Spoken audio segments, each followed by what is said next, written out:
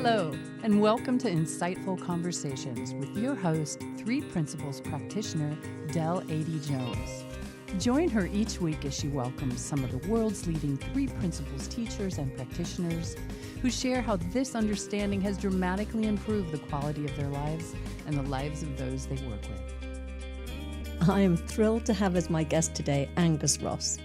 After a long career as a fashion and advertising photographer, Angus has taken to transformational coaching like a duck to water. Mentored by the world-famous Pransky & Associates, he has developed an insatiable appetite for helping people tap into their true potential. From the defense industry to women's retail, from the federal prison system to the world of sport, from couples and individuals to large groups, Angus connects with his clients in a very honest and open way, and then talks about the role of thought and how it either frees us or limits us. The net result of this is that Angus's clients get a greater sense of their essential nature and experience a much higher degree of success and well-being in their lives. It sounds simple enough, but the results are absolutely life-changing. So welcome, Angus. Thank you for joining me today. Thank you, Del. You're the other half of the dynamic Ross duo. I am. So you get to defend yourself today. Oh, well, good. This will be the rebuttal statement, I Exactly. So I was asking Rohini when she was on how she first came across the principles, and I'm going to ask you the same. So, okay. Even though I know the answer. Well, so I came across the principles. It's kind of a funny story because I think by that point, my wife, who'd been a therapist probably for, I want to say, I don't know, maybe 10 plus years, maybe not as long as that. I feel like I had been dragged kicking and screaming to all kinds of personal growth workshops, and usually in the form of an ultimatum that our marriage that was on the rocks, sufficient enough to need some kind of magic bullet that we would get from this said workshop. So I was very jaded about all of that, all of those experiences, and I think I was kind of relieved that she was kind of leaving me alone for what appeared to be like a considerable amount of time. That that was maybe she thought I was a lost cause, but anyway, she had started up this mentorship program. I know that she was curious about going into the world of coaching. And it seemed to make more sense to her. But I know that she had started up this mentorship program with the Pranskys, and I didn't even know who the Pranskys were, and I probably didn't even retain that information at the time. But I know that she would disappear up to the Pacific Northwest once every 3 months or so. And she would come back and be in this kind of sort of what I would say was an altered state, which, based on all the personal growth workshops that I'd been to, I was inclined to mistrust. But I noticed through the course of time that she was shifting in a way that seemed really like something was landing, and it seemed like something was there was just a very significant change that I noticed within her that was felt very positive. And I'll give you one example. I think she came back the second time, and I guess I was in a low mood, which would be the vernacular that I would use now. But I remember trying to sort of pick a fight with her and being probably a total dickhead and being very unpleasant. And I said a few things that would have normally got some kind of a rise out of her, and probably in the past would have really kicked things off. But in this particular situation, it just seemed like it was water off a duck's back. Nothing was landing. And I remember getting to the point where I said something particularly offensive, which even shocked myself. And I said, "Well, you've got no comeback to that?" And I was kind of taken aback by that. And she said, "No, I can just see that you're suffering with your thinking." And in the past, that would have probably just felt like some sort of new, psychobabble kind of spiel that she was like, launching in my direction.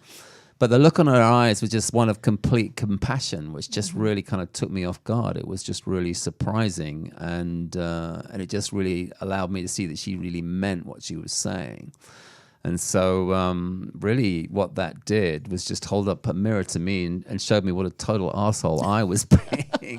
And really got me to reflect on really how I was showing up in the relationship, but more importantly, it actually got me interested in what she was doing, that's kind of the genesis point where I would say that, at that point, I got interested in the principles and wanting to know about the principles and learn about the principles.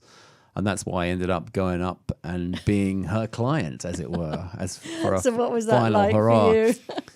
Well, that to me, I think, if memory serves me correct, I just decided that this was going to be a situation where I'm going to go up there. For one thing, I don't have to, this is like a weekend off. I don't have to deal with the kids. Now, were you a photographer at this point still? I was kind of a bit more part-time with my photography at that point. I actually had to take on a proper grown-up job for a while as well to supplement that meager income. Transition of the importance of photographers. Yes, my photography income had distilled itself into something that was less meaningful by that point. So I think I just, when, it was part of anything else, I got to go up and have a weekend off and kick back. That was very appealing to me. But in my mind, I thought that I was going into some kind of sort of therapy situation. So I really had it in my mind that she was taking me up as her client, and I was going to be fixed. I was going to be, worse than that, I was going to be sat in a room with having my wife as my counselor. That just sounds so out of kilter with, what I wanted and what I needed at that time. And George Prensky, who was the person up for that particular exercise, I thought Rohini would probably be the person that was counseling me. He was just going to be aiding and abetting her through that whole process. So I remember saying, no, this isn't working for me. I don't want that. And I remember saying to George, I think that it'd be better if the Rohini shouldn't even be in the room. If this is therapy, I don't want my wife, being my counselor, as it were. And basically, he spent the first meeting with me alone, convincing me that it would behoove me to actually have Rohini in tow, and that actually this wasn't therapy. This was something altogether different, and then we sort of proceeded on from there, and had these amazing conversations, really, pointing in the direction of the principles and how the mind works.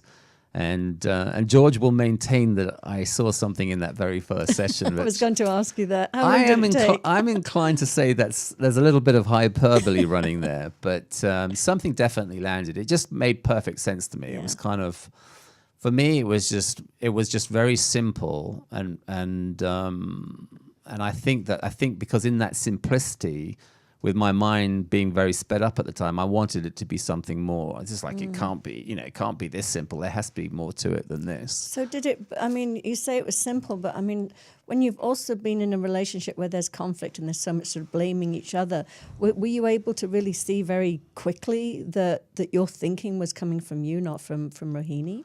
Well, I think I got it intellectually, but I don't think I got it experientially. I think that came later. And sometimes it still leaves us. Yeah. Well, I think I had a perfect example of this soon after we got home. I think that through the course of those 4 days, my mind definitely settled down. And then with that, the luxury of having that experience allowed our relationship to really prosper and flourish. So our relationship kind of had a little bit of a vacation from all the drama.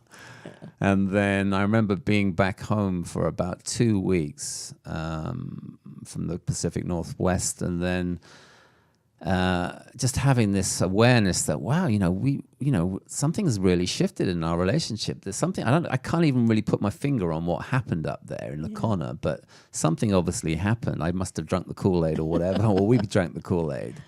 And we were getting on like a house on fire. Things were going really well. And it was just, to tempt fate, having that thought, the shit really hit the fan, and something happened. I don't know what it is. Obviously, we both simultaneously got into a low mood and had this massive fight. And I remember that it started in the afternoon one day and then went through to the evening. We actually went to sleep on it, woke up in the morning. However I chose to test the water, I did, and we were still in the same space. So I remember being in the kitchen and then getting ready to leave for the day and going to work, and thought, well, I'm going to have to go in there and have the last word. I just really, I'm not going to let this lie. And so I remember having in my mind kind of pre-rehearsed what I was going to say, and it was something along the lines that, like, here we are once again at each other's throats. You spent a small fortune on more psychological snake oil. I was like, this was the venom that was going to come out of my mouth. And I remember standing at the foot of the bed and just coming out with all this vitriol. And I had this sort of really weird, I want to say, out of the body experience, because I just suddenly just got to sort of step back in a way and see, you know, how I was behaving. And what really struck me at that moment was I couldn't even remember what we were fighting about. Wow. So everything that I had experienced in Lacona just really, in that moment, pointed to the illusionary nature of thought. Absolutely. And like, just in terms of how I'm showing up and how I'm behaving. I can't even remember why we're fighting. Yeah. And yet here all I want to do is just like, you know, put her down. Yeah. And it just brought up a lot of emotion to me. I mean, it kind of still does in a sense, you know, it's the fact that, you know, here I am, I absolutely adore my wife, but there's a part of me that just wants to like be mean and just like pay lip service to this crazy narrative that I've been running in my head, some old story that is meaningless. And most of all, it's just a complete illusion. So that, I would say, was the defining moment in terms of my experience of going up to Lacona and seeing how the principles really landed for me in a very big way. Yeah, that's so amazing. It really, that's so wonderful. I think it's what this understanding points to is not that we're going to become so spiritual that we don't get into those states again, because we're all going to get, I call it like hijacked or kidnapped by our thinking, you know, like dragged off kicking and screaming, but it happens. Yeah. But it's how the pretty observer, much on a daily basis.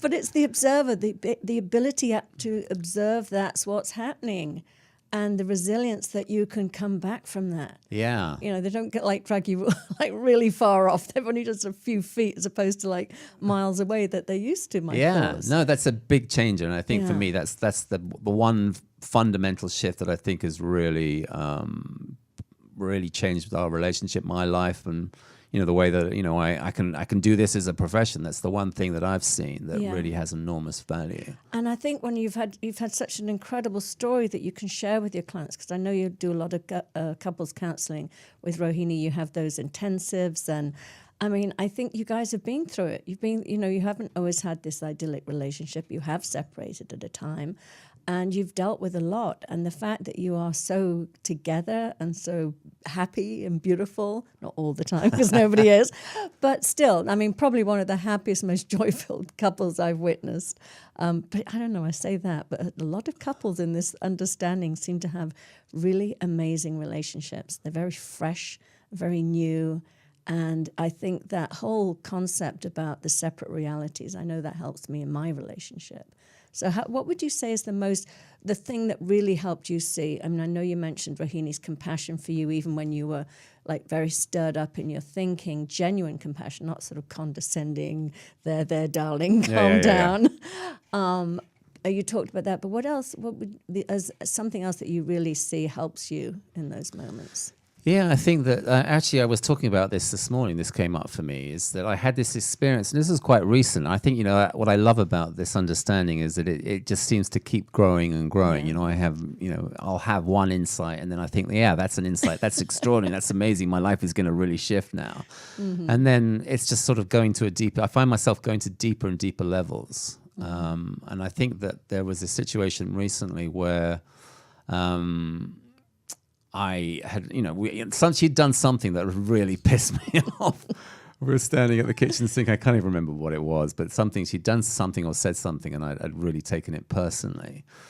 And I think that, you know, I can't even recall if I acted out or had said anything, you know, from that place, from that mindset. But I remember, I thought, well, this is a good time to go and walk the dog. And then I was walking the dog, and we live nearby. You know, there's a trail that goes across a hill nearby, and I recalled this experience that had happened last year, where I used to really suffer big time from having a fear of heights. And one of the ways in which that could be put to the test would be on a freeway and then not really know where the hell you are, and then all of a sudden find yourself on this like giant bridge going across this huge gorge. And I'd be one of those drivers that would want to drive at 10 miles an hour on the hard shoulder and just like, let's pretending you have a flat tire. I don't know what I just wanted like life to stand still all in a second. And I think because you're on the freeway, it's not like you have the luxury to turn around.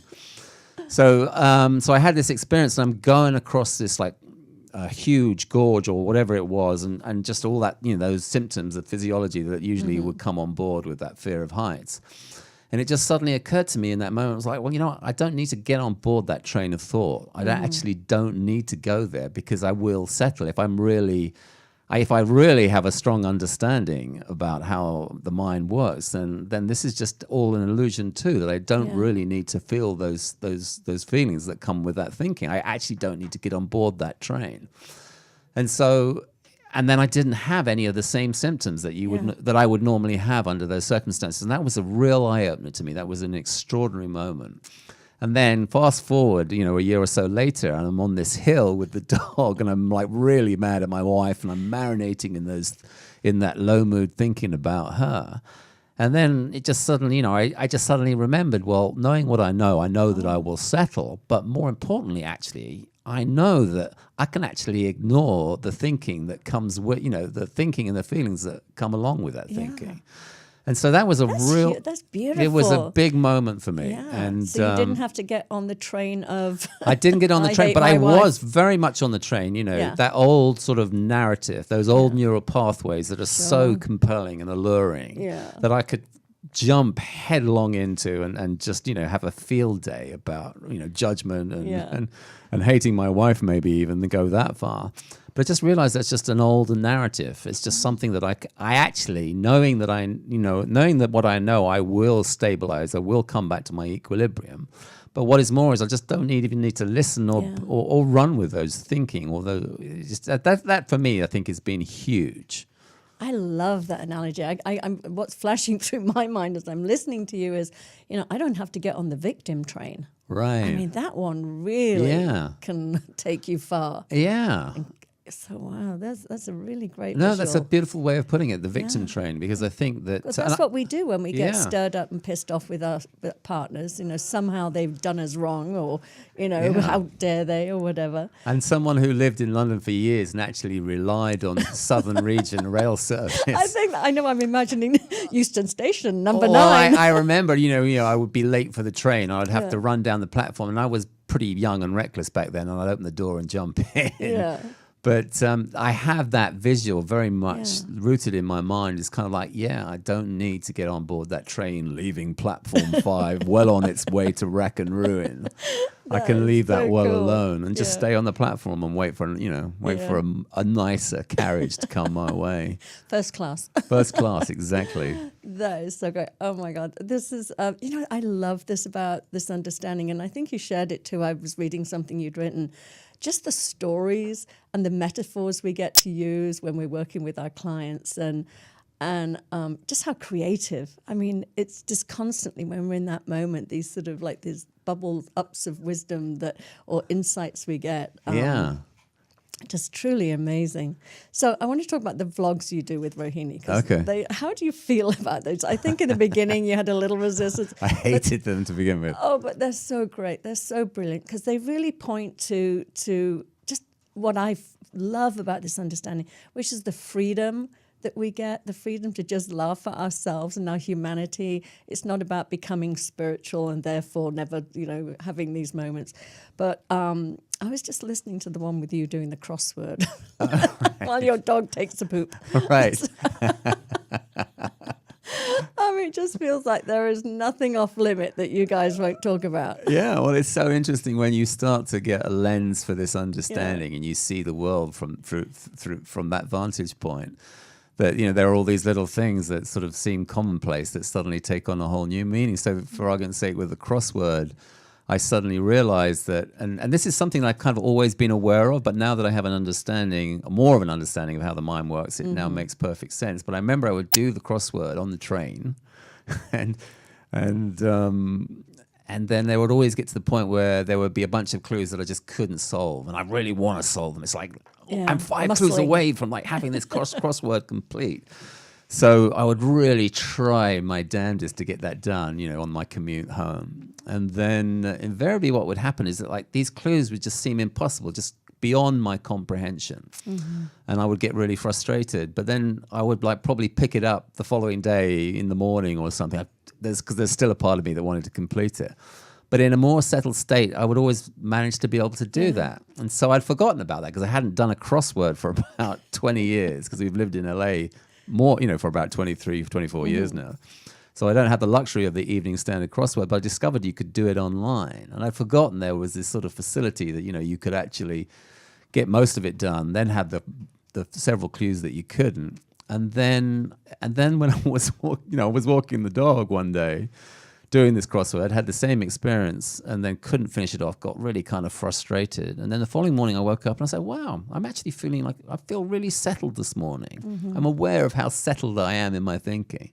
And then I thought, I shall do the crossword that I couldn't do yesterday. Let's see if that will work.